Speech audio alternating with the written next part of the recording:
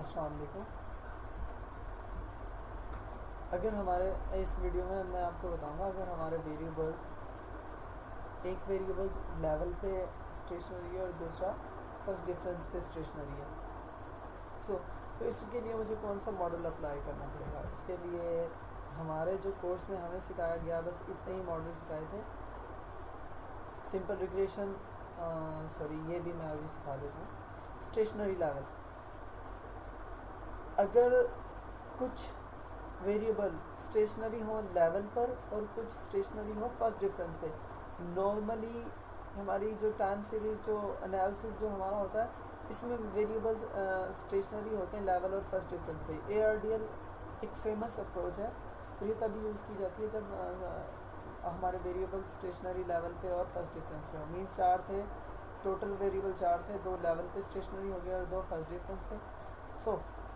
ईव्यूज़ में भी हम इस टेस्ट को रन कर सकते हैं, लेकिन ईव्यूज़ में ये टेस्ट बहुत मुश्किल से अप्लाई किया जाता है। क्योंकि इसमें लैग लेंथ ऐड की जाती है जो कि एक बड़ा टफ काम है। तो इसके लिए एक सिंपल सा एक सॉफ्टवेयर माइक्रोफिट एक ऐसा सॉफ्टवेयर है जिसमें ARDL अप्लाई किया जाता है और ये विद इन फ्यू मिनट्स हम इसको अप्लाई कर सकते हैं। आपके पास आपका डाटा होना चाहिए लाइक दिस, और इसको आपने ड्रैग करना माइक्रोफिट। ये मेरे पास वर्जन 5 है, इसके ऊपर मैंने इसको ड्रैग किया। ओके, सॉरी ये मेरे पास ऑलरेडी ओपन था, मैं अगेन करता हूँ। ये मेरे पास फाइल और मैंने इसको ड्रैग कर लिया, विंडो ओपन होगी, इसको ओके कर देंगे, आप इसको भी ओके कर देंगे।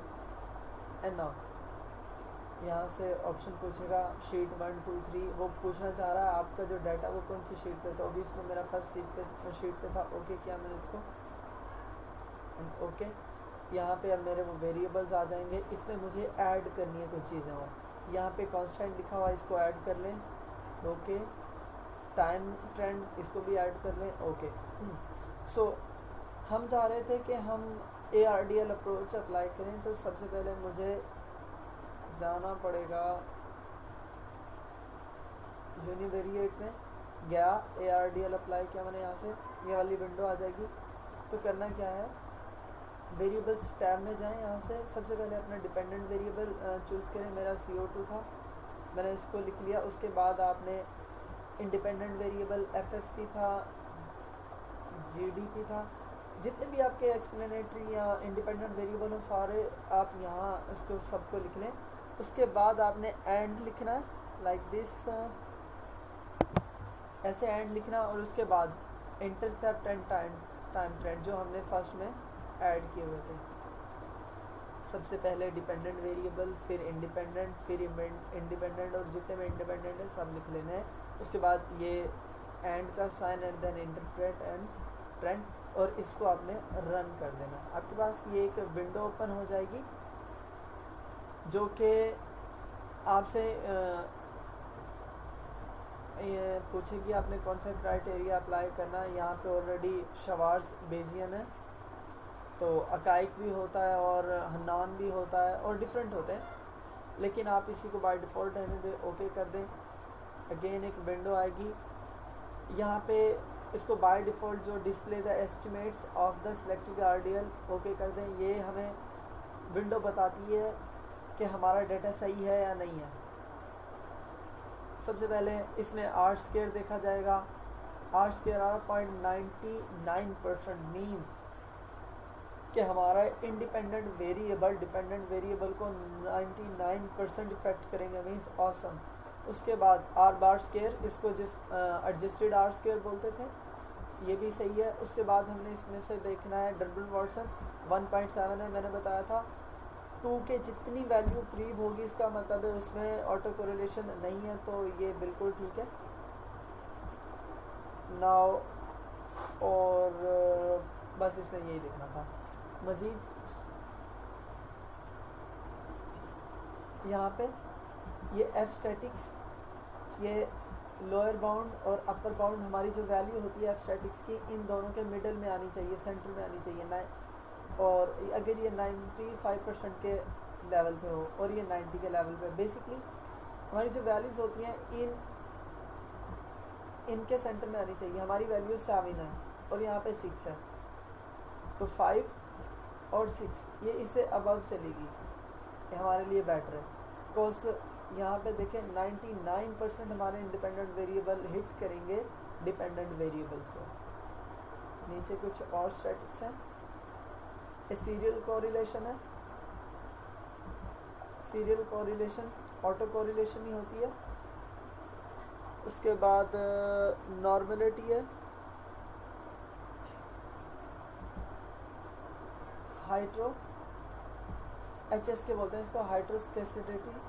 इसका मतलब होता है हमारे जो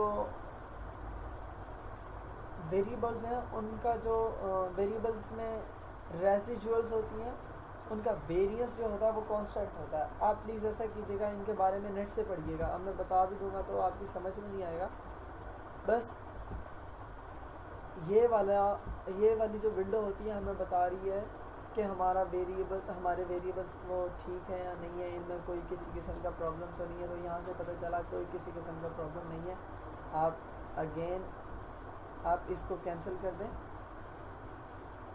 इसको फिर से कैंसिल कर दें। यहाँ पे नंबर 2 पे आ जाएं, डिस्प्ले लॉन्ग रन। अब यहाँ से कुछ ECM में हम लॉन्ग रन और शॉर्ट रन रिलेशनशिप चेक कर रहे होते हैं, तो ARDL में भी सेम हम long run and short run relationship check कर रहे होते हैं। अब ये 2 पे आया, इसको मैंने ओके किया। यहाँ लॉन्ग रन रिलेशनशिप में अगर मैं देखूँ, जो हमारा FFC है वो CO2 को इफ़ेक्ट कर रहा है, GDP भी CO2 को इफ़ेक्ट कर रहा है, लेकिन हमारा ट्रेंड और कांस्टेंट इनसिग्निफिकेंट है। सो इसके लिए परेशान होने वाली कोई ज़रूरत नहीं होती। अगर ये इनसिग्निफिकेंट आ रहा है, आप दोबारा से ये यहाँ पहली वाली विंडो में जाए और ट्रेंड को वहाँ से रिमूव कर दें और दोबारा से रिग्रेशन रन कर लें। लेकिन हमारे तो यहाँ पे ऑलरेडी रिजल्ट सेट आ रहे हैं, तो हमें ऐसा करने की कोई ज़रूरत नहीं है। ये हमारे लॉन्ग रन रिलेशनशिप के रिज़ल्ट थे, इसको यहाँ से ख़त्म कर दें, फिर दोबारा से कैंसिल करें इसको। वो कहता है डिस्प्ले एरर करेक्शन मॉडल, यहाँ पे ECM वो खुद से रन कर रहा है और ECM हमें शॉर्ट रन रिलेशनशिप बताएगा। इसको ओके कर दें आप। ये हमारे रिज़ल्ट आ गए। शॉर्ट रन में FFC है, CO2 को इफ़ेक्ट कर रहा है, जबकि GDP भी CO2 को इफ़ेक्ट कर रहा होता है। यहाँ पे हमारे पास ECM की वैल्यू -1, ये वाली ऑलरेडी मैंने पिछली वीडियो में आपको बताया, ये माइनस होनी चाहिए और सिग्निफिकेंट होनी चाहिए। यहाँ पे देखिए 0.55% से कम है। उसके बाद शॉर्ट रन रिलेशनशिप में हमारे पास फिर से वही R स्क्वायर के बारे में बता रहा है, R बार स्क्वायर के बारे में बता रहा है, डब्ल्यू वॉटसन के बारे में बता रहा है, और यहाँ हमारी एब्स्ट्रैक्टिक्स के बारे में बता रहा है। और उसके बाद बस यही था। ये देखें हमारे रिज़ल्ट इन्फ्लुएंस होते हैं या नहीं होते। अगर मैं इस वीडियो में देखूं तो R स्क्वायर की वैल्यू 99% आ रही थी,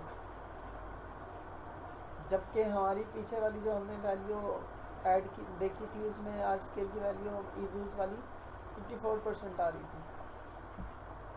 हमारे वेरिएबल्स फर्स्ट डिफरेंस पे स्टेशनरी थे, तो हमें कोइंटीग्रेशन रन करनी चाहिए थी, लेकिन मैंने डमी वेरिएबल्स लिए अपने पास से, तो मैंने आपको सिखाने की कोशिश की, ARD अप्लाई किया। ARDL में R स्क्वायर की वैल्यू 99% चली गई, उसने 100% उसको सही कर दिया। तो इसी वजह से एक बेहतरीन मॉडल का सिलेक्शन बहुत ज़रूरी होता है ताकि आपके रिज़ल्ट सुपीरियस ना आए। होप श्योर आपने इसको एंजॉय किया होगा। फिर भी आपको कोई समझ ना आई हो तो प्लीज़ आप मुझसे पूछ सकते हैं।